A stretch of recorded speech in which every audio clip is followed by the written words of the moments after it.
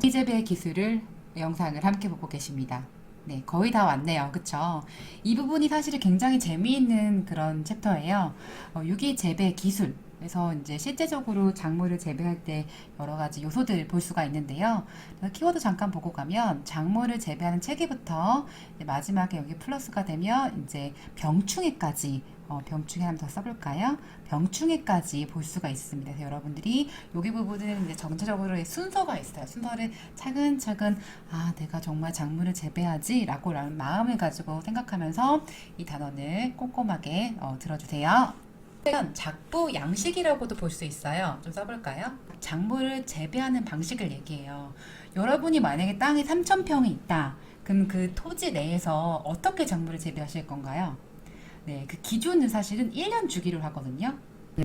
그리고 재배 순서는 어떻게 할 건지, 시기는 어떻게 할 건지, 공간 배치는 어떻게 할 건지, 그런 것들을 총체적으로 망라한 게 작부 체계입니다. 그래서 여러분 그 토양 내에서, 그 경작지 내에서 작물을 어떻게 재배할 것인지에 대해서 배울 겁니다. 먼저 첫 번째로는 연작입니다. 연속해서 작물을 재배하는 거예요. 그래서 같은 말로는 이어짓기입니다. 땅에서 계속 재배하는 거예요. 근데 이제 문제점이 있어요. 우리가 똑같은 음식을 계속 먹으면 질리잖아요. 그런 것처럼 이 연작의 피해가 심한 작물들이 있어요. 그래서 연작의 피해가 심한 작물은 요거 아마와 인삼 같은 거, 인삼 같은 경우에는 토양의 영양분을 다 뺏어가는 그런 특징들이 있어요. 그래서 10년 이상 휴작을 요구하는 그런 특징의 작물들이 있어요. 하지만 반대로 매년 똑같이 그 땅에 재배하여도 피해가 적은 작물들이 있어요. 보시면 벼, 맹류, 조, 수수, 고구마, 옥수수 여기까지 이제 보시면 딱 식량작물이잖아요. 식량작물은 매년 키워야 되는 것들이죠. 그쵸? 그래서 이거는 같은 땅에 계속 재배해도 토양이 그렇게 큰 문제가 없어요. 양파, 마늘, 부추, 담배 이런 것들도 연작의 피해가 별로 적습니다. 그래서 반대로 요거 연작의 피해가 적은 거, 연작의 피해가 가장 큰 거, 반대적으로 이제 외워두세요. 입니다. 작물을 지속적으로 연작했을 때 작물 생육이 나빠지는 현상을 얘기해요. 그래서 왜 나빠지냐면 이 작물 뿌리에서 분비되는 여러 가지 호르몬들 중에서 이 페놀성 물질이 있거든요. 이 페놀성 물질이 상호 대립 억제 등을 이제 분비를 해서 식물에서 이제 나쁜 영향을 줍니다. 그래서 이런 것들이 이제 토양에 축적되지 않기 위해서 윤작 이제 돌려짓기를 하거나 토양 소독을 하는 대책을 마련을 합니다.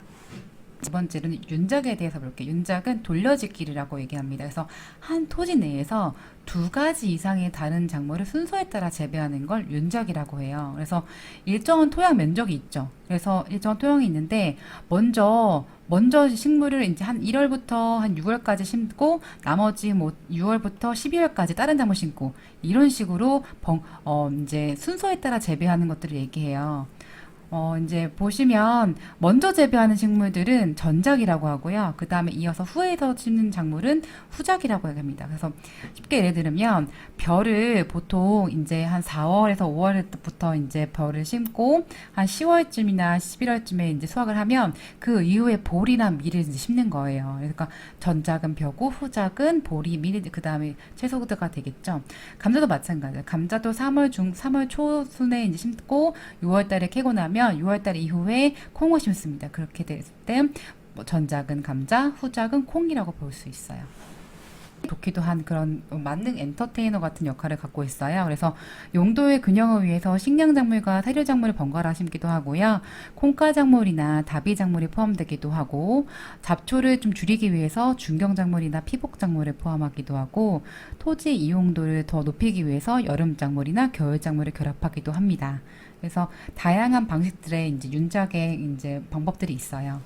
그래서 윤작을 통해서 지력이 유지가 되고 토양을 보호하기도 하고 기지, 토양이 여러 가지 힘이 없는 그런 상태를 회피하기도 하고 병충해를 감소시키기도 합니다. 그리고 계속적으로 다양한 작물을 재배하니까 농업 경영에 이제 안정성도 증대되는 영향을 주겠죠. 하지만 우리나라는 사실 윤작을 많이 하진 않습니다. 삼포식 농법, 그다음에 계량 삼포식 농법, 노포크식 윤작법이라는 게 있습니다. 여러분이 가지고 있는 토양이라고 생각해 보세요. 그래서 요거 A 작물 키우고 B 작물 키우고 이제 있는데 이 시작물을 왠지 좀 남겨두고 싶은 거예요. C 토양은 남겨두고 싶은 거예요. 여기 토양은 이제 쉬게 했다가 나중에 여기가 이제 B 토양 키우던 데다 A 키우고 여기 쉬었던 데인데 B 이렇게 키우고 이렇게 돌려가면서 키우는 거죠. 그래서 이 나머지 휴한된 땅은 그냥 자연 상태로 냅두는 그런 방법이 삼포식 농법입니다. 근데 이 삼포식 농법을 조금 더 발전시킨 게 계량 삼포식 농법이에요. 그래서 그냥 쉬는 게 아니라 콩과 작물, 밸브 좀 쳐볼까요? 콩과 작물 안에 이제 뿌리에 뿌리혹 박테리아가 있잖아요. 그래서 이 계량 삼포식을 통해서 그냥 쉬게 하는 것보다 콩과 작물을 심어서 토양의 지력을 옮기는 방법이 계량 삼포식입니다. 자, 마지막으로 노포크식 지역에서 이제 발행되었던 윤작법인데요. 거기는 이제 땅을 네 구역으로 나눠요. 순무, 보리, 클로버, 밀. 그래서 조금 이거 특징들을 좀 써볼게요. 비 바뀌잖아요. 그래서 뽑을 때 이제 잡초가 제거되는 영향도 있습니다. 그래서 중경작물이라고 부르고요. 보리를 키워서 사료작물로도 이용하고, 클로버는 이제 콩가작물이죠. 이런 거는 이제 갈아 엎어서 녹색의 비료를 주기도 하고, 이 밀은 밀가루, 이제 빵 만들 때 먹잖아요. 그러니까 식량작물로 보시면 됩니다. 그래서 노포크식 지역에서 유행했던 윤작법은 이런 식으로 이제 다양하게 작물을 재배한다라는 걸 보시면 될 것 같아요. 그래서 이 윤작의 종류는 꼭 알아두세요. 조금 더 편해요.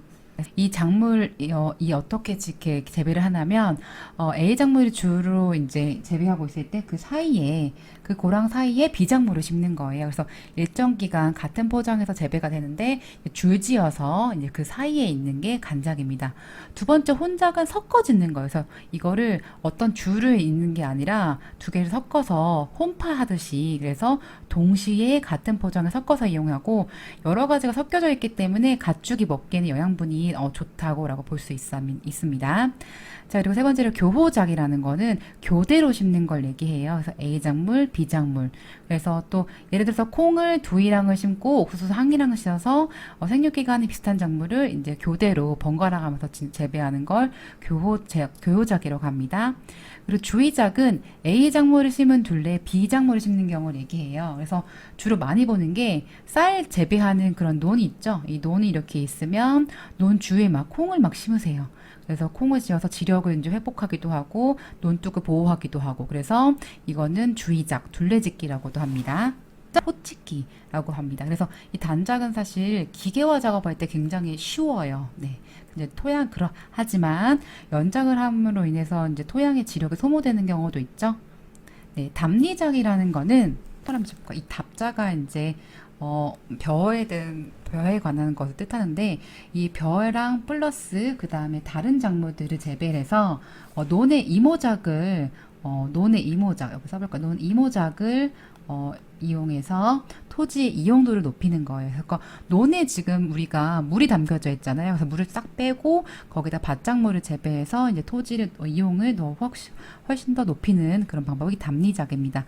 자유작이라는 건 정말 자유로워요. 그래서 수익성이 큰 작물을 주로 이용해서 경영을 원하는 방식으로 다양한 방식으로 할 수 있는 거고 이 답전 윤환이라는 거 별표 좀 쳐볼까요? 이 포장을 그러니까 이제 작물을 재배하는 경작지를 논 상태 동그라미 논답 밭 상태 밭전 그래서 논 상태와 밭 상태를 번갈아 가면서 재배하는 방식이 이 답전 윤환입니다. 네. 기 동그라미 조기에 빨리 재배하는 거. 그래서 보통 조생종을 많이 이용을 해서 조생종을 빨리 심어서 조기에 추나 꽃이 피게 해서 상품성을 이용하는 거고요. 조식 재배는 이제 중만생종을 식 동그라미 쳐볼까요? 중만생종을 이용해서 이 조기 재배 빨리 심긴 심어요. 한데 이게 빨리 이제 추나가 되진 않죠. 왜냐면 중반생종이라는 거는 좀 이게 생육 기간이 이제 길어지고 나서 그 다음에 이제 꽃이 피기 때문에 영양 생장 기간이 굉장히 길어요. 그렇기 때문에 이제 수확량이 많겠죠. 수확량이. 그다음에 만식 재배, 늦게 이제 심는 거죠. 그래서 전작물을 이제 먼저 심고 그 다음에 늦게 심어도 되는 품종 있잖아요. 내 만식성 품종을 좀 늦게 심어서 어떻게 보면은 이제 답리작 같이 이모작하는 그런 것들을 얘기할 때 만식 재배를 이용하기도 합니다. 작물이 생육하고 있는 이랑 사이나 포기 사이에 한정된 기간 동안 다른 작물을 파종하거나 심어서 재배하는 것. 어떤 작물을 생육하고 있는데 이랑 사이나 포기 사이에 다른 작물을 재배해요. 그 사이, 요 사이. 그래서 요 사이에 있는 식물을 심는 게 바로 간작입니다. 간작. 이거 기억하세요. 이제 토양이 어느 정도 정리가 돼가지고 거기다가 이제 실제로 작물을 키워야 되잖아요. 근데 어떤 작물부터 키울 거냐면 어린 아주 요거 씨앗이라고 쓸까요? 종자를 먼저 심거나 아니면 이 육묘 나요? 육묘는 어린 식물을 기르는 거여서 여러분이 작부체계를 계획을 했어요. 그쵸? 내가 어떤 식으로 단작을 할 건지 윤작을 할 건지 계획을 하고 나서 종자를 뿌리던지 아니면 모종을 사서 어린 식물을 기르던지 이것들을 하셔야 돼요. 이제 개념을 보고 갈게요. 보온 건조 등 생육이 불가능한 불량 환경 극복할 수가 있어요. 그래서 아주 어려운 그런 환경 속에서도 종자가 오랫동안 유지되는 비결이 종자의 번식 본능 때문에 그렇습니다. 그리고 이 종자는 우수한 품종으로 육종될 수도 있고 이제 세대로 번식될 수도 있다는 거 네, 기억하세요. 몇 단계를 거쳐야 합니다. 수정, 그다음에 발육 단계를 거치는데 수정 과정을 좀 보고 갈게요. 순서가 있어요. 수분이 되고 그 다음에 수정이 돼야 되는 거예요. 자, 먼저 여기는 나와 있지 않지만 이게 수술을 하나 그려줄까요? 요 수술 안에 이제 꽃가루가 있어요. 근데 꽃가루가 이제 암술 머리에 운반이 되는 거. 꽃가루가 암술머리에 이동하는 게 바로 수분입니다. 그래서 이 꽃가루가 이제 이동을 하겠죠. 그래서 꽃가루에 형성된 정세포와 밑시에 형성된 난세포가 이렇게 만나는데 우리가 기억해야 될 건 중복수정입니다. 별표. 네, 이 중복수정이라는 거는 속시식물에서 주로 나타나는 수정 방법이에요. 그래서 이제 이 중복수정은 동시에 수정이 이루어진다는 뜻을 얘기를 하고요. 여기다 좀 써볼게요. 정액이라는, 핵이 합쳐져서 N, 그 다음에, N 합쳐져서 배가 됩니다. EN 써놓으세요. 자, 그리고 배요라는 이제 배요는 정액 N, 극핵의 EN에 그런 합쳐져서 3N 이렇게 나타나게 됩니다. 여기도 표시할까요? 3N, 2N, 배. 요거에 대해서 이제 뒤에 가서 다시 설명을 해드릴게요. 배요는 아까 3N이었고 배는 2N이었죠. 자, 이 종자의 구조는 하나, 둘, 셋. 이렇게 크게 세 가지로 볼 수가 있어요. 먼저 배부터 먼저 보도록 할게요. 배. 자, 배는 씨 껍질, 씨 젖의 도움을 받아서 여기 좀 좁혀볼까요? 식물 개체로 발달하는 기관입니다. 네, 식물 개체로 발달하는 기관. 그림 좀 찾아볼까요? 배가 여기 부분이죠? 요 조그만 부분. 우리가 쌀을 먹을 때 쌀눈 얘기하잖아요. 그게 배예요. 그쵸? 쌀눈, 배. 그래서 이 배는 같은 말로 씨눈이라고도 합니다. 그래서 이 작은 부위가 식물 개체로 발달하는 기관이에요. 그래서 나중에 잎이 되기도 하고 생장점이 되기도 하고 줄기 뿌리가 될 조직들이 다 여기 있는 거. 이 작은 부분 안에서요. 네. 자, 두 번째로 이제 배유, 떡잎 이렇게 볼 텐데 보통 이제 배유 식물을 먼저 보도록 할게요. 자, 배유, 우유 생각해서 좀 외우시면 좋을 것 같아요. 이 발아에 싹 트는데 필요한 양분이 저장돼 있어. 양분 줄 좀 쳐볼까요? 그래서 우리가 배가 자라나야 되잖아요. 신혼이 자라나야 되잖아요. 근데 어떻게 갑자기 혼자 자라겠어요? 그럴 때 이 배유에 있는 영양분을 이제 이용해서 자라나는데 이 저장분은 본잎이 생길 때까지 이용된다는 거. 그리고 이 씨젖이 없는 것은 떡잎이 잘 발달되어서 씨젖의 역할을 한다는 거예요. 그래서 제가 여기 5월이라고 했던 게 배유가 있거나 아니면 떡잎이 있거나 아니면 둘 다 있거나 이렇게 종자가 이렇게 나누어집니다. 자, 마지막으로 종피, 씨 껍질이라고 얘기하는데 종자를 감싸는 보호기관이에요. 그래서 우리가 종자를 보게 되면 빛깔과 모양이 굉장히 다양해요. 그리고 이 종피는 보호하기도 하지만 효소가 저장되어 있어서 영향을 주기도 합니다. 그래서 이 종피는 껍질, 우리 사람으로 따지면 피부 같은 역할을 하죠. 그래서 그림을 연결해서 다시 볼게요. 씨 껍질은 겉에 이제 종자에 이제 보호하는 기관, 배젖이라는 것은 양분이 들어있는 거. 이 지읒이 두 개 다 지읒도 맞고 시옷도 맞아요. 배젖, 씨젖, 배유 다 맞습니다. 용어가 조금 다 겹치죠. 그리고 배는 씨눈. 그래서 종자의 구조는 이렇게 크게 세 가지로 구분할 수 있다는 점.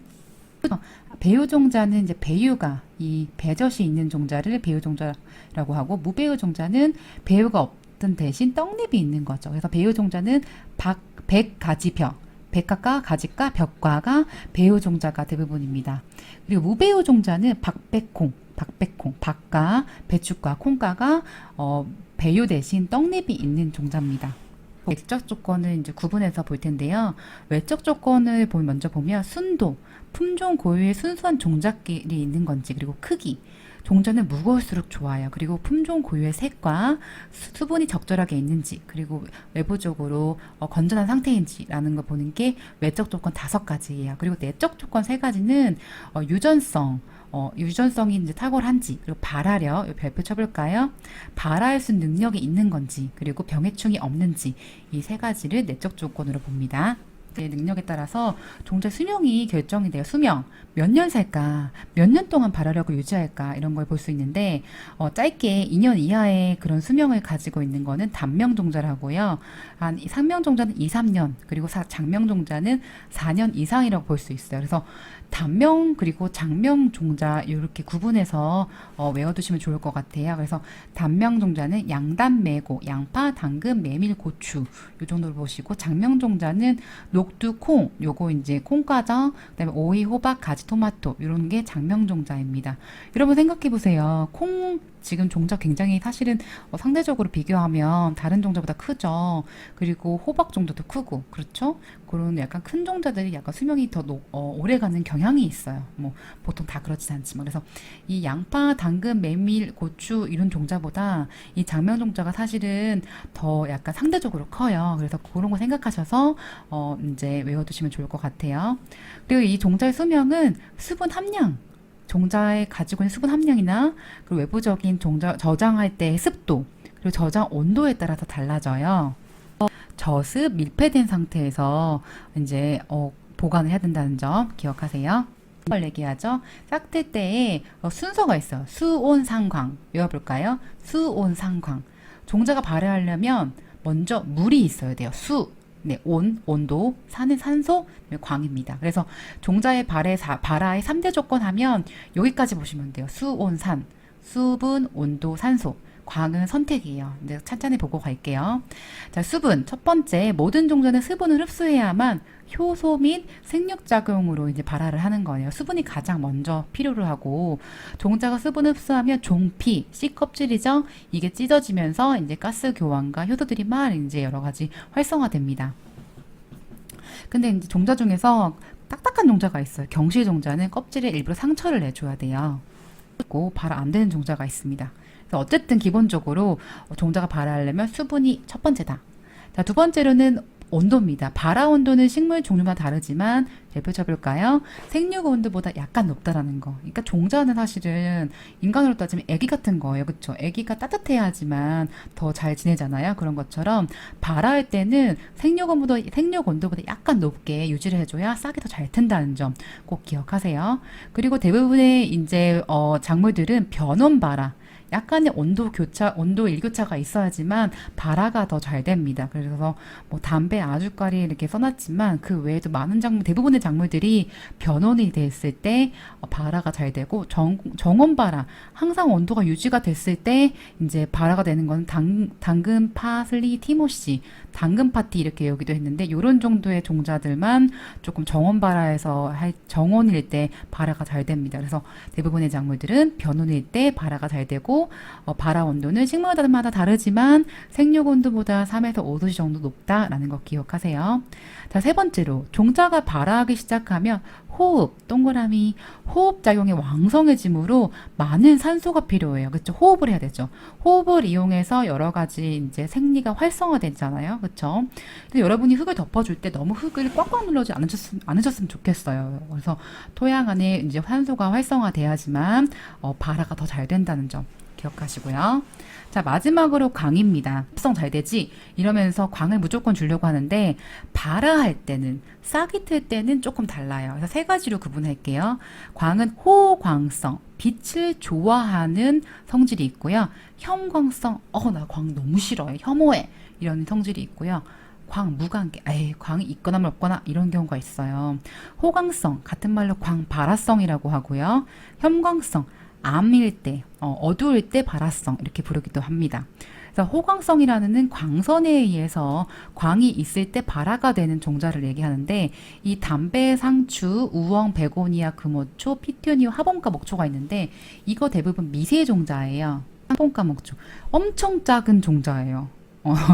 엄청 작은 종자라서 이런 것들은, 이거는 파종하실 때, 실제 밭에서 파종하실 때 흙을 덮진 않습니다. 웬만하면 이제 빛이 좀 많이 통하게끔 그렇게 파종을 합니다. 자, 두 번째로 혐광성, 광선이 있으면 발화가 잘 되지 않는 종자. 암흑 조건에서 잘 발화하는 종자. 좀 상상이 잘 안 가죠. 아니, 식물은 당연히 광이 있어야 되는 거 아니야? 라고 생각할 수도 있겠지만, 이게 식물 각각의 이제 메커니즘에 따라서 이게 싹 틀 때는, 싹이 틀 때는 광이 있으면 오히려 피해가 가는 경우가 있어요. 그래서 가집과 채소, 밭과 채소, 백합과 채소 같은 경우에는 얘네들은 나 이제는 나 광이 싫어, 광이 있으면 발화가 잘 안 돼, 이런 특징들을 갖고 있습니다. 그래서 이거 같은 경우에는 흙을 굉장히 많이 덮어줘야 돼. 복토를 많이 해줍니다. 자, 마지막으로 광 무관계입니다. 광이 있거나 없거나, 그래서 언제든지 잘 자라는 이 화곡류, 식량작물들 있죠. 우리가 식량작물이라는 거는 괜히 식량작물이라고 하지 않은 거예요. 이게 영양소도 있고, 그 다음에 굉장히 잘 자라는 작물들을 위주로 식량작물이라고 얘기하는데, 광의 유무와 무관하게끔 굉장히 잘 발화가 되는 거기 때문에 화곡류는 광 무관계구나 라고 외워두시면 좋을 것 같아요. 발화가 얼마큼 되는지 이제 구분하실 수 있을 텐데, 그래서 첫 번째 발화율을 먼저 볼게요. 발화율, 비율을 얘기하는데, 파종된 총 종자에서 발화한 종자 개체수의 비율을, 요 식이 이렇게 있죠? 이게 발화율입니다. 그다음에 두 번째 발화세. 이 발화세는 발화율과 비슷하지만 이 기간이 정해져 있어요. 그래서 기간 동안 얼마큼 발화했는지를 보는 거고요. 청결률, 깨끗한, 이 퓨리얼티라고 볼 수가 있는데, 총 종자 중에서 깨끗한 그 종자 자체에 순수한 것만 있는 것들을 파악하는 게 순정 종자류입니다. 그래서 이 청결률과 발화율을 이제 곱한 게 용가, 전체적인 발화 능력을 검사하는 진가라고 볼 수가 있습니다.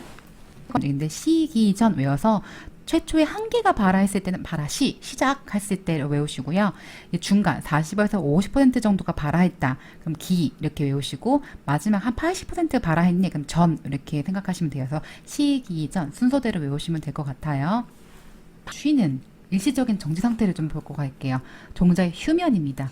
이 휴면이라는 건요, 완전히 이제 죽은 게 아니에요. 잠깐 일시적으로 멈추는 상태예요. 그래서 종자가 아무리 이제 환경 조건이 너무 좋아도 일정 기간 발화하지 않는 상태인데요. 이 휴면의 종류는 두 가지가 있습니다. 첫 번째 골은 자발적 휴면이에요. 이건 내적 휴면이라고 해요. 그래서 이 종자 자체가 내적 조건이 불충분하는 거예요. 이 자체가 종자 자체 문제예요. 두 번째로는 타발적 휴면이라고 해서 환경이 안 좋았을 때 아무리 얘가 이제 내적이라 성숙했어도 발화하지 않는 겁니다. 그래서 이 휴면에는 자발적, 타발적 두 가지가 있다라는 거 알아두세요. 종자가 이렇게 우리가 이렇게 그려보면, 종자 여기 이제 식물체가 되는 배가 있고, 이 배에 영양분을 주는 배류가 있고, 이 전체적으로 감싸고 있는 씨 껍질이 있죠? 씨 껍질을 이제 종피라고 하죠. 이 종피 이렇게 있을 텐데, 종피부터 먼저 보고 하면, 너무 딱딱해. 종피가 딱딱해서 발화가 안 되고, 종피가 또 너무 이제 산소 흡수도 저해하고, 그리고 너무 질겨. 그랬을 때 이제 종자가 발화를 못 합니다. 이랬을 때 어떻게 이 종피를 어떻게 이제 해결을 하냐?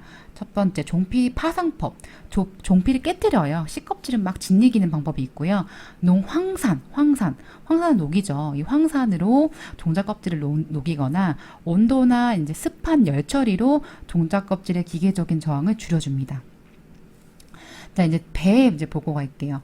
배 같은 경우에는 이제 앞으로 식물체가 되는 기간이잖아요. 그쵸? 얘가 잘 자라야 되는데, 아직까지 이제 종자 내에서 미숙한 거예요. 그쵸? 이럴 때는 후의 숙성을 처리해야 되는데, 어떻게 처리해야 하냐면, 온도로 인해서 좀 처리해주는 경우도 있고, 별표 쳐볼까요? 층적 저장입니다. 모래와 종자를 층층이 쌓아서, 이제 이 배가 스스로 숙성하게 만드는 거예요.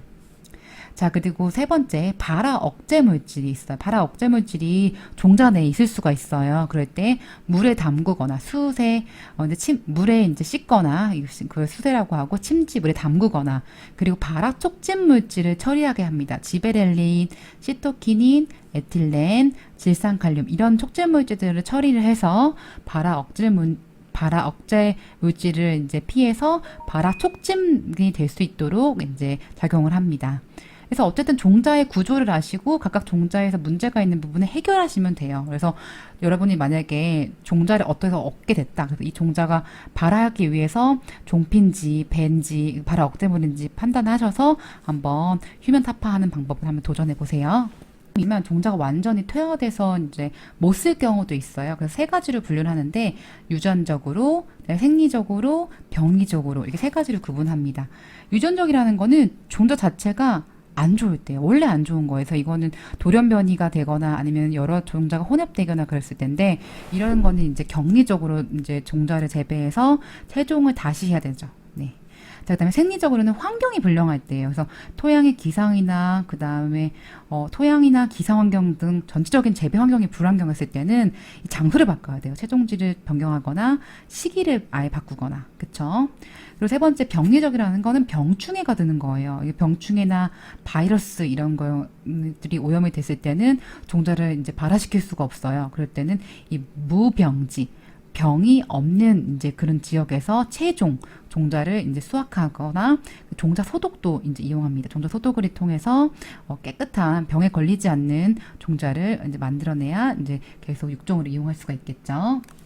네, 문제 한번 같이 볼게요. 품종의 퇴화 원인은 세 가지로 분류할 때 해당하지 않는 것은 그래서 유전적, 생리적, 병리적 있었죠? 이거 기억하시고 영양적이라는 말은 없습니다.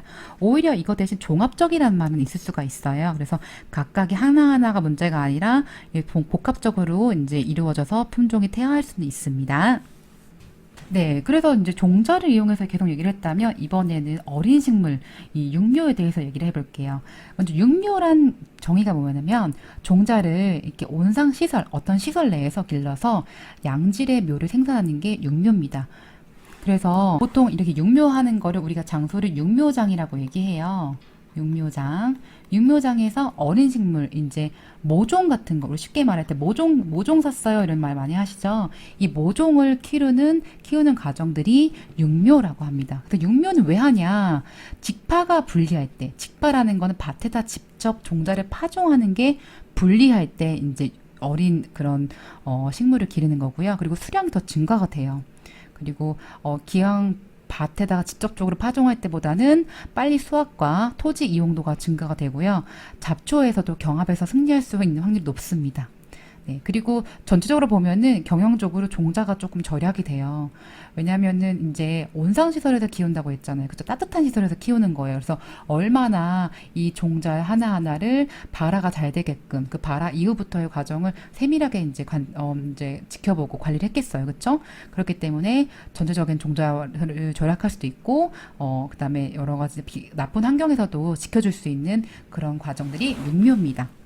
이제 모종 같은 걸 기웠다면 이제 땅을 좀 갈고 땅을 좀 고르게 해서 이제 진짜 심어야죠. 그쵸? 그래서 이 땅 가는 거를 이제 경운이라고 합니다. 여러분 경운기 많이 들어보셨죠? 경운이라는 원래 용어는 땅 가는 거예요. 그래서 땅을 고르게 갈아서 전체적으로 이제 완전 토양에 이제 물리적인 개선을 피워주는데 이 중경이란 말이 있어서 조금 보고가 있게 중경이라는 거는 사이갈기란 뜻이에요. 사이갈기. 그래서 전체적으로 땅을 갈기도 하고 사이적으로 사이사이에 갈기도 하는데 이 땅을 왜 갈아엎느냐? 이거 봤을 때 토양의 통기성, 이게 기체가 이제 많이 들어와서 토양에 이제 여러 가지 물리적인 구조를 개선하기 위해서 갈기도 하고요. 땅이 딱딱하면은 작업을 하기가 어려워요. 그래서 파종할 때, 이식할 때 작업을 용이하기 위해서 땅을 갈고, 또 토양 수분 유지를 하거나 잡초 발생 그리고 해충 발생을 억제할 때 하기 위해서 이제 경운을 하기도 합니다. 그리고 전체적으로 봤을 때는 적당한 경우는 가장 좋습니다. 너무 갈면은 토양의 그런 알갱이 구조가 파괴되거든요. 그래서 여러분 경우는 적당한 게 좋다라고 기억하세요. 정지 보호가 있겠지. 정지라는 게 스탑, 이 정지가 아니에요. 좀 정리를 해보면 여기는 경지, 땅이죠. 땅을 정리하는 거. 경지 정리를 정지라고 얘기를 합니다. 이 정자가 어떤 정자냐면은 정돈하다 할 때 그 정이에요. 그래서 이 정지라는 거는 흙을 잘게 부수고 땅을 평평하게 고르는 작업을 하는 거를 정지라고 합니다. 그래서 아까 땅을 전체적으로 갈았잖아요. 그쵸? 전체적으로 크게 갈고 나서 그 다음에 땅을 평평하게 고르는 작업 필요해요. 그쵸?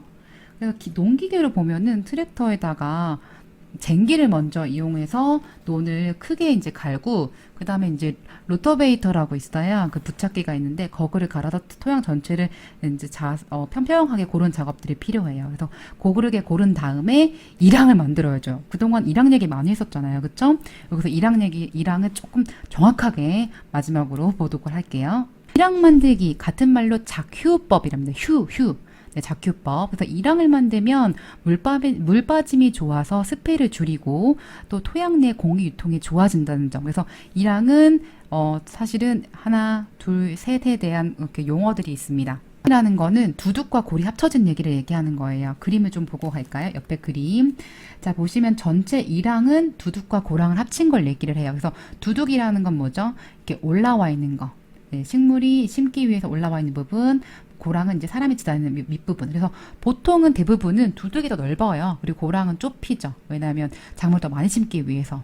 그리고 이 두둑에다 보통 많이 식물을 심으세요. 네, 그래서 요 위에서 작물을 심으면 물 빠짐이 좋게 하기 위해서 이렇게 심습니다. 근데 추운 지역에서는 밑에 고랑에다가 심어서 이제 냉해 그 차가운 바람의 피해를 방지하기도 해요. 글을 같이 볼게요. 자, 일항은 두둑과 고를 합친 말이다. 그리고 하지만 보통 두둑만을 일항으로 말하기도 해요. 그래서 어떤 부분 일항이다 하면 두둑이다라고 말하기도 하지만 정확한 거는 일항은 두둑과 고랑이 합쳐진 겁니다. 두둑은 볼록하게 올라온 부분, 여러분이 주로 작물을 심는 부분이에요. 이제 고랑, 같은 말로 골이죠. 사람들이 걸어다니거나 배수가 이루어지는 곳이 물 빠지는 곳이에요. 그래서 하지만 추운 지방에서는 고랑에 작물을 심어서 냉해를 방지하기도 한다는 점. 그래서 이제 이 작휴법이 종류가 이제 여러 가지가 있습니다. 휴립, 휴파가 있어요. 휴립, 휴파. 자, 보시면 일항을 만들었죠. 일항을 만들어서 일항을 만든 높은 부분. 휴파라는 거는 일항의 높은 부분에 파종한다는 뜻이에요. 자, 그다음에 휴립, 구파. 자, 일항을 만들었는데 이 낮은 골에 파종하는 거죠. 그러니까 추운 지역에서는 그 높은 데 이제 파종해봤자 이제 차가운 바람 때문에 피해가 있으니까 낮은 골에 파종하는 게 휴립구파입니다. 그리고 성휴법 이거는 두둑을 일반적인 보통보다 크게 넓게 만들어서 이제 작물을 재배해서 이 두둑 위쪽에다 작물을 심는 걸 얘기해요. 자, 평휴법은 이제 일항이 사실 거의 없다고 보시면 돼요. 평평한 일항이라고 보시면 될 것 같아요. 그래서 각각의 이제 작휴법의 종류를 좀 외워두시고 여러분이 두둑과 고랑과 일항에 대한 구분을 이제 명확하게 조금 아시면 좋을 것 같아요. 멀칭을 보고 갈게요. 멀칭한다, 이렇게 멀칭 비닐 깐다 얘기 들어보셨을 거예요. 이제 한국말로 하면 피복한다는 얘기예요. 피복. 이제 어떻게 보면 덮어주는 거죠. 그래서 멀칭의 원래 뜻은 플라스틱 필름이나 집 등으로 작물이 자라고 있는 토양 표면을 덮어주는 거예요. 그래서 그냥 토양을 내둬도 되겠지만 어떠한 이유로 토양 표면을 덮어주는 작업이 멀칭이라고 합니다. 그래서 멀칭이라고 하는데 사실 요새는 멀칭이란 말도 많이 쓰고 피복이란 말도 쓰는데 대부분 분들이 멀칭한다는 말을 더 많이 쓰세요. 멀칭 비닐 주세요. 이렇게 말을 얘기를 하시거든요. 그래서 멀칭 효과는 지온을 조절해요. 땅의 온도를 조절해서 작물이 잘 자랄 수 있도록 도와주고요. 토양의 건조를 예방합니다. 왜냐하면 수분 증발을 억제하거든요.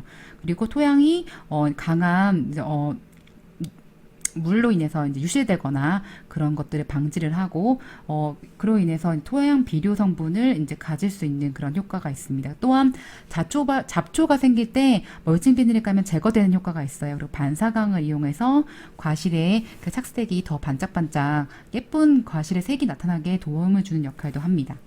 투명한 플라스틱, 흑색 플라스틱, 볏짚, 알루미늄에 따라서 이 효과를 이제 설명해 드렸습니다. 한번 꼭꼭 읽어보세요. 네, 이제 2랑도 만들어졌고 거기다가 이제 직파하는 얘기를 조금 해볼 텐데 종자를 뿌리는 거를 이제 파종이라고 하거든요. 파종 양식을 장소에 따라 세 가지로 나눴습니다.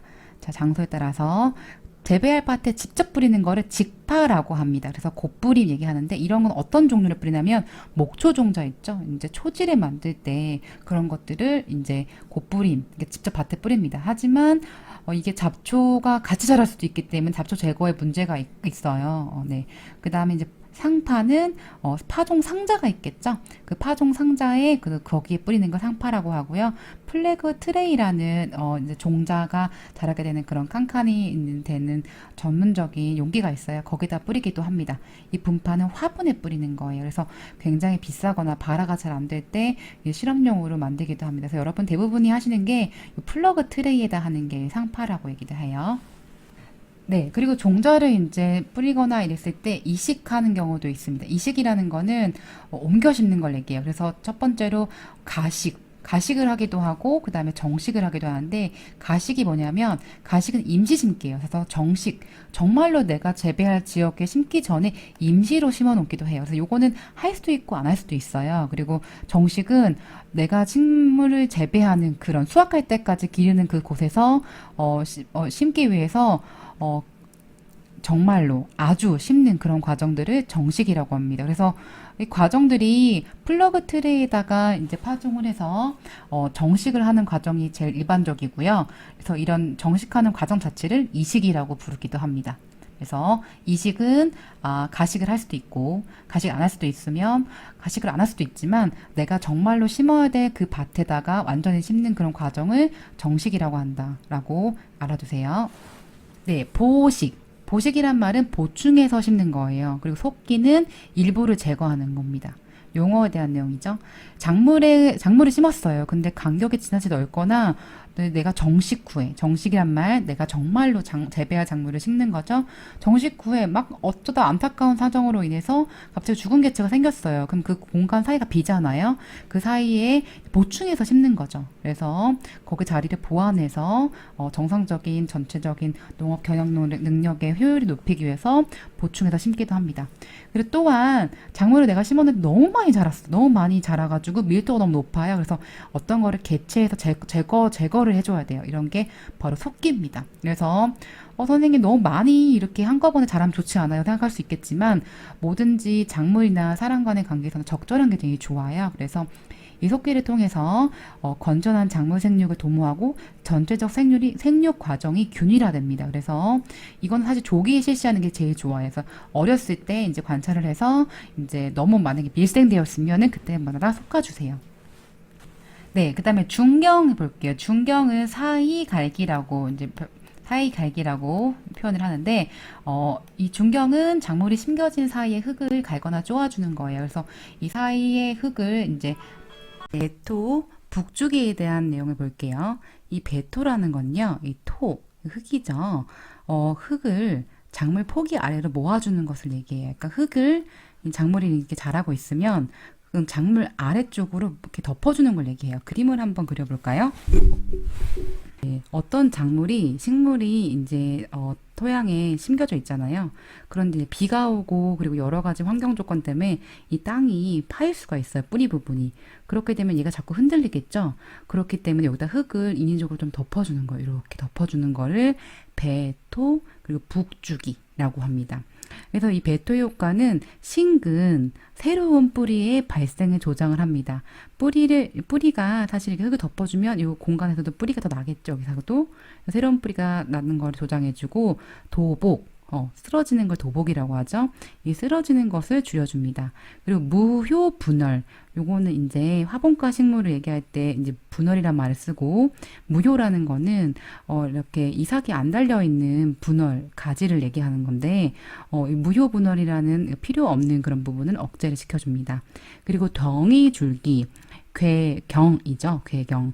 이 괴경이라는 거는 이제 감자에서 주로 얘기를 하는데, 이 북주기를 했을 때 감자가 솔라닌이라는 그런 녹색 부분에 그런 색깔이 생기지 않고, 좀 적어볼까요?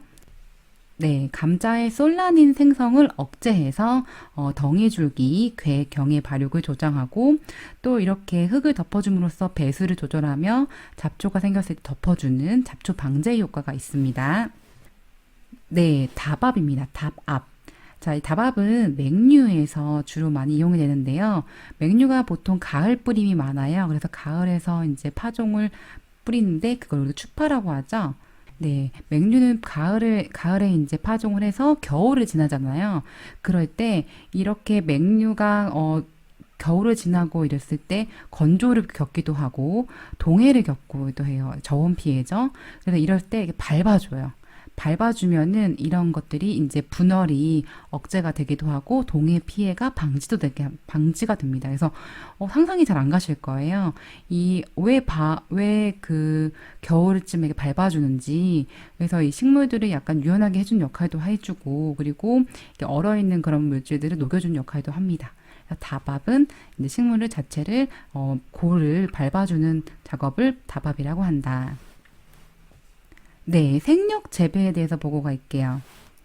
네, 생력 재배란 사실 생력 하면은 왠지 뭔가 친환경적인 느낌이 들잖아요. 근데 그것보다는 생산력이라는 것을 기반으로 하는 농업입니다. 재배 방법이에요. 생산력을 높이는 방법이에요. 그래서 재배 과정에서 노동력을 절감하고 인건비를 낮춤으로써 생산성을 높이는 것을 얘기해요. 그래서 기계를 이용하고요. 자동화 시설, 스마트팜 같은 거 이용하고요. 제초제 사용합니다. 그럼 이건 유기농업은 아니죠. 제초제를 사용하니까. 그래서 어쨌든 농약을 어느 정도 사용을 해서 재배 경영을 개선하는 것들이 생력 재배라고 한다. 그래서 생력 재배는 경지 정리가 돼야 돼요. 농기계를 이용해서 평평하게 하는 정지 작업이라든지 그런 것들을 통해서 바닥을 정리를 하고요. 집단적으로 재배를 하고 또 공동으로 재배하는 그런 과정들을 통해서 노동력을 절감하는 방법들을 창출합니다. 그리고 적절한 작법 체계를 확립하여서 최대한의 생산력을 창출할 수 있는 방법들을 이용한 방법이 생력 재배입니다. 그래서 여러분이 헷갈리실 것 같아요. 생력 재배는 친환경 재배가 아니에요. 그냥 생산력